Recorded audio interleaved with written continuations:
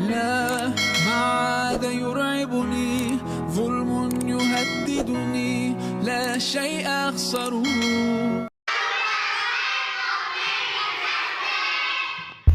Assalamualaikum warahmatullahi wabarakatuh. Terima kasih telah berkunjung ke channel ini. Pada video kali ini kami akan sedikit mengkoreksi pada pembacaan kitab Gus Miftah saat klarifikasi video viralnya ketika ceramah di gereja. Dalam video klarifikasinya tersebut, Gus Miftah membacakan sebuah kitab sebagai dalil hukum masuk gereja menurut 4 madhab dalam kitab Al-Mawsu'ah Al-Fiqhiyah. Untuk dalilnya sudah sangat tepat. Namun, ketika membaca dalil tersebut ada sedikit kekeliruan yang menurut para santri sangatlah fatal.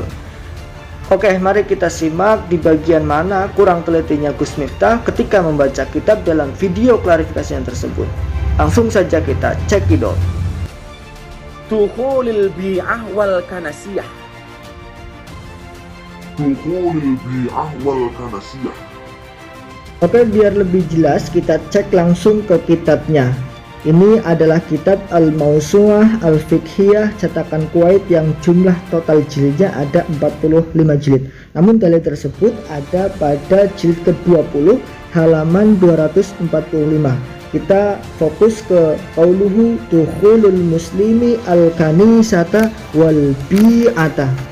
Dukhulul muslimi hukum-hukum, membahas tentang hukum-hukum masuknya seorang muslim al-kanisata ing peribadatan orang-orang Nasrani wal bi'ata dan tempat peribadatan orang Yahudi. Kalau kanisah itu tempat peribadatan orang Nasrani, kalau bi'ah itu tempat peribadatan orang Yahudi.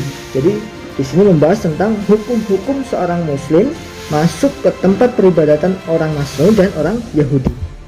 Kita fokus ke nomor 12. Yaro al-hanafiyatu annahu yukrahu lil muslimi dukhulul bi'ati wal kanisati. Nah, pada video klarifikasi Gus Miftah tersebut, Gus Miftah membaca dukhuli, dibaca jer dukhuli. Nah, mungkin beliau sedang lelah sehingga kurang teliti dalam membaca kitab. Dan saya yakin Gus Miftah sangat mahir dalam membaca kitab, hanya saja pada waktu itu beliau sedang terlalu lama lelah, kurang teliti dalam pembacaannya. Oke, kita coba membaca kitab ini sesuai kaidah nahwu sorofnya. Bismillahirrahmanirrahim. Yaro berpendapat, yaro ini fi'il ya. Yaro berpendapat, siapa yang berpendapat? Al-Hanafiyatu madhab Hanafiyah berpendapat annahu ing bahwa sesungguhnya itu, ini khobarnya annahu, itu yukrohu dimakruhkan, itu yukrohu dimakruhkan. Ini yukrohu adalah khobar dari annahu, khobar jumlah fi'liyah fi'il mudhari' mabni majhul ya. Itu yukrohu dimakruhkan lil muslimi untuk orang muslim ya. Bahwa dimakruhkan untuk muslimi, untuk orang muslim. Opo? Nah, ini naibul fa'il dari yukrohu. Karena yukrohu fi'il yang majhul, dia membutuhkan naibul fa'il, dan lafal dukhulu ini lafal yang paling cocok, yang paling pas dijadikan sebagai naibul fa'il lafal yukrohu. Jadi kalau naibul fa'il dibaca rofa, dukhulu dibaca rofa, rofanya dengan dhammah karena isim mufrad. Yukrohu dimakruhkan lil muslimi untuk orang muslim. Opo yang dimakruhkan, apa yang dimakruhkan untuk orang muslim? Dukhulul bi'ati, masuk ke tempat peribadatan orang Yahudi, wal kanisati, dan masuk ke tempat peribadatan orang Nasrani. Nah, ini pembacaan lafal dukhulu itu baiknya, pasnya lebih pas dibaca dukhulu karena ini sebagai naibul fa'il dari yukrohu. Itu tadi kalau ditinjau dari segi lafalnya. Namun kalau segi pemahamannya, dalam teks tersebut madhab Imam Hanafi mengatakan makruh jika seorang muslim masuk ke tempat peribadatannya orang Yahudi dan orang Nasrani. Namun di bawah lagi ada pendapat lagi, kalau Imam Syafi'i ada dua pendapat.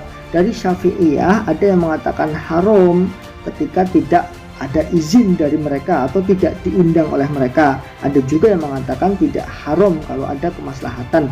Lalu ada lagi pendapat Imam Hambali. Imam madhab Hambali mengatakan makruh masuk ke tempat peribadatan mereka kalau ada gambar atau patungnya, Ada sebagian juga dari Hambali mengatakan boleh-boleh saja.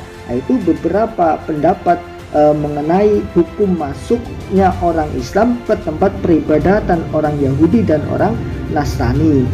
Mungkin itu ya yang bisa kita bahas. Jadi kita lebih dewasa dalam mencikapi sebuah masalah, kita lebih luas pengetahuannya agar tidak mudah terprovokasi. Oke, sekian dulu dari saya. Terima kasih, semoga bermanfaat. Kurang lebihnya mohon maaf. Wallahu a'lam bishawab. Assalamualaikum warahmatullahi wabarakatuh.